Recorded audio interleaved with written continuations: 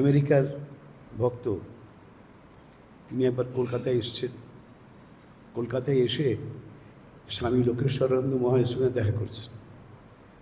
দেখা করে বলছেন, আপনাদের দেশ মানে ভারতবর্ষ, তখন তো কলকাতায় কথা হচ্ছে, ভারতের কথাটাই হচ্ছে, আপনার দেশ ভারতবর্ষ কখনো তো আগে রপ্তানি করতে পারত না, এখন ভারতবর্ষ রপ্তানি করছে। লোকেশ্বরানজি তখনকার দিনের স্বাধীনতা সংগ্রামী ছিলেন, প্রাক্তন স্বাধীনতা সংগ্রামী। সুতরাং এই দেশের এই উন্নতির কথা শুনে আনন্দ পেয়েছে যে রপ্তানি করছে। আমরা তো রপ্তানি করতে পারি না, শুধু আমদানি করছে, শুধু রপ্তানি করছে।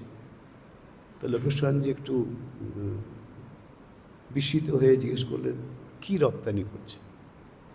তখন ওই আমেরিকান ভদ্রলোক বলছেন, এখন ভারত সব থেকে বেশি রপ্তানি করছে গুরু। গুরু রপ্তানি করছে। কত গুরু, ওরে বাপ রে বাপ, কত গুরু এখন বিদেশে, একদম গুরু হলেই হলো আর কি। তো তিনি বলেছিলেন লোকেশ্বরানন্দ মহারাজকে, আপনাদের দেশ এখন রপ্তানি করছে। কী রপ্তানি করছে না? গুরু। এখন গুরু রপ্তানি করছে। কত রকম বাল যোগেশ্বর, কত কী সব নাম টাম শোনা যায়। আমাদের সঙ্গে তাদের কোনো যোগাযোগ নেই। এরকম গুরু তো কত হয় তার ঠিক নেই। গুরু মিলে লাখ লাখ, শিষ্য ঠিক শিষ্য পাওয়া যায়। গুরু অসংখ্য পাওয়া যায়। আজকালকার পরিপ্রেক্ষিতে বলছি, এত গুরু, যেখানে সেখানে গুরু, কিন্তু শিষ্য, সঠিক শিষ্য, সত্যিকারের শিষ্য বা শিষ্যা ঠিক পাওয়া যায় না।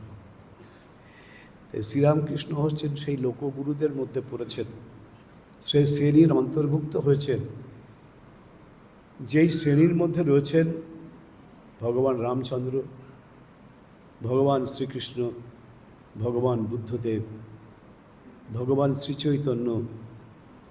এখন আমরা তার সঙ্গে যোগ করেছি, বা আমরা না, মানুষ যোগ করেছে ভগবান শ্রীরামকৃষ্ণ। তো এই শ্রীরামকৃষ্ণ যে আজকে লোকগুরু হয়েছেন, কী রকম লোকগুরু?